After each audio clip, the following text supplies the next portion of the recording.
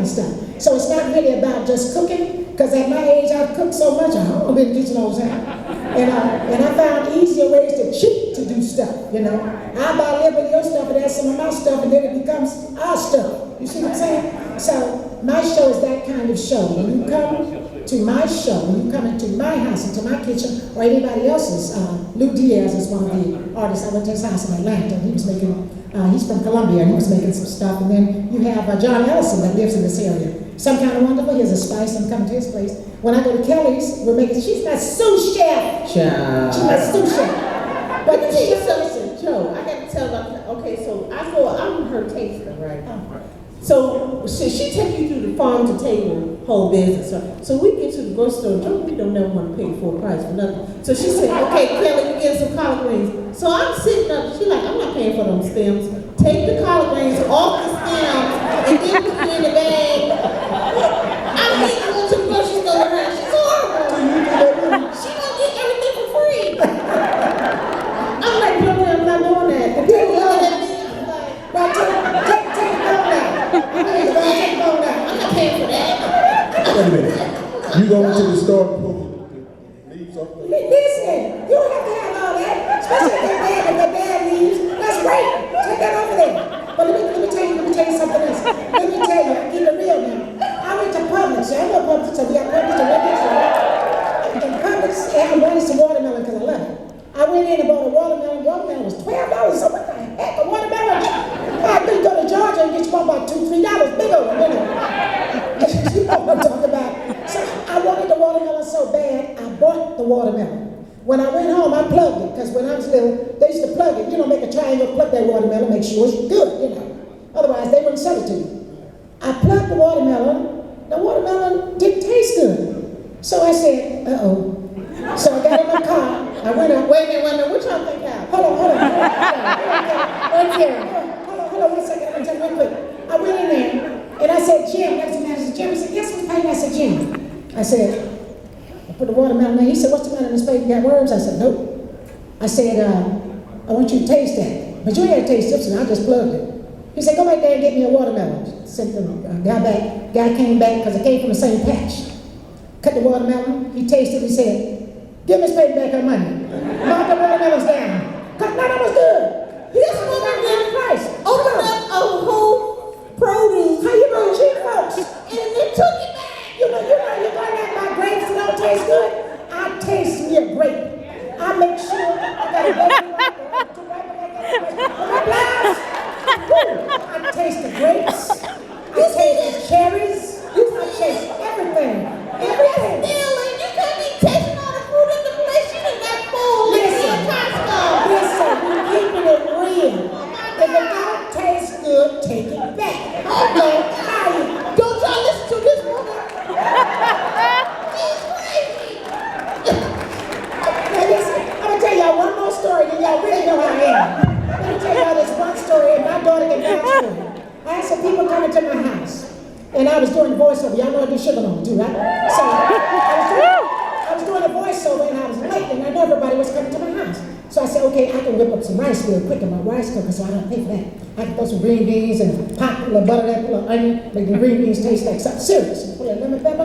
I said, but I wasn't going to cook. We're cooking on chicken and stuff. So I said, let me run up here to Harold and get this chicken from the KFC. Yeah, I'm giving y'all a free ad. So I went up to KFC and I said, baby, give me 2 buckets of chicken. He said, Miss Payton, I said, just give me 2 buckets of chicken, give me some original recipe, and give me some of that oven roast. So he said, okay, Miss Payton. So I said, tell you what, double up on that original recipe because they really like that. And he said, okay. So I went up there, I came home. I told Chantel, get out the big old silk pans, take it out the KFC thing. You know, make it look nice. Cut up some scallions, make the thing look good. You know, throw some jalapenos on one side, make it look like we really cared. You know. So anyway, half of the box was left in there. So I looked in there and I said, So I said, this was up there all day. I asked for 2. They gave me some old stuff and put the new stuff on top. So I said, where's my purse? She said, no, you're not, Mama. I said, yes, I am. I went up to KFC. I pulled up in my car.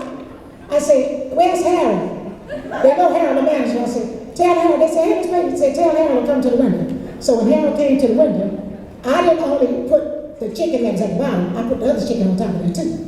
So anyway, he said, Miss Payton, what's the problem? I said, you tell me. So Harold opened up the box. Y'all want me to tell y'all what the problem wait. I'm gonna finish this real quick. So he went and he pulled the chicken out the way. He said, Miss Payton, how much time you got? I said, I got as much time as I need. I got some company at the house, but I got time. Okay, hold on, Miss Payton. Wait, you hold on. Listen. Now, you know I've been coming up here a long time. If I come up here and I don't see my regular folks up here, I ain't coming back no more because I don't want you to fire nobody. Don't you fire anybody. What I want you to do is tell them that they have to be fair and do the right thing. Don't fire nobody. Tell them if somebody come up here and pay for something, give them what they paid for. I said, now I'm going to wait on my chicken, but don't you fire nobody because they need their jobs. Now, I'm going to wait over here for my chicken. And when I get my chicken, if I come back up here and I see anybody going, I ain't coming back in no more. Don't worry about Miss Payton, I got it. I said, okay, nobody ain't fired. All right, bye. Y'all pray for us. That's strawberry. This woman, listen, from the time I met her, she's been the same person the whole time. And she got a daughter and a grandbaby just like crazy. Y'all want to see my daughter stand up? Where are you, Chantel? Where you at, baby? Where's she at? Stand up. Stand up. That's my baby right there. She's too scared to be an alcoholic or a drunk, and she don't.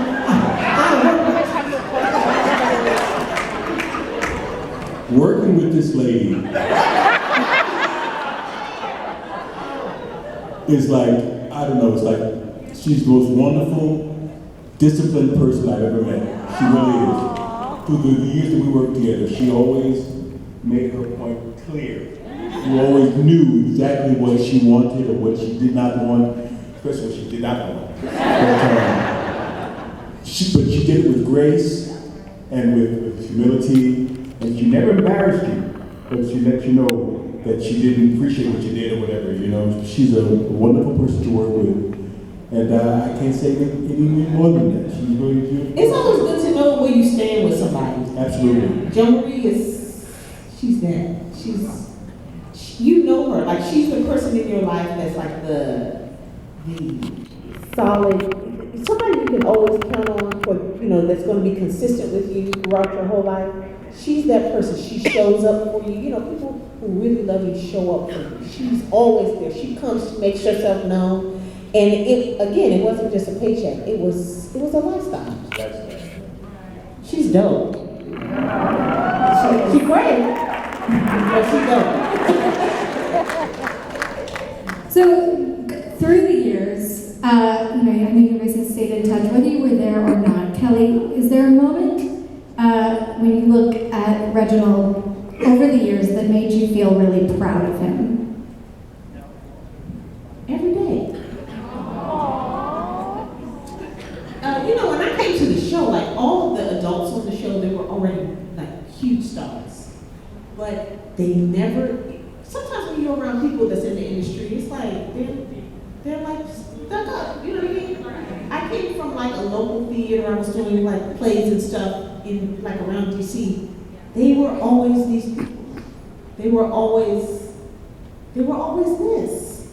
I hate sounding so sappy all the time, but it really was that. Like they're so dope as people. Do you know what I mean? And so that's so just it's not one moment, it's the total moments of somebody being consistent, him being a real dad to me, her being a real mom. So it wasn't one moment, it's the general statement of who they are altogether. But you never had to yell at Kellie. Kellie was a straight A student, straight through the entire time that we did that show. And like I said, all of our lessons came in from the DC, Maryland area. And she was always, and you never had to yell, you never had to raise your voice at Kellie. If you had to ask her something or direct her anyway, and all, it was just Kellie, you know. And she would look up at me with her big eyes and Miss Jo Marie, so and so and so and so and so, ask me whatever questions. And I said, well, no, baby, so and so and so and so and so. We never had an issue. It was just, she's just always been wonderful, beautiful, and extremely talented. There was not any role, you see those shows,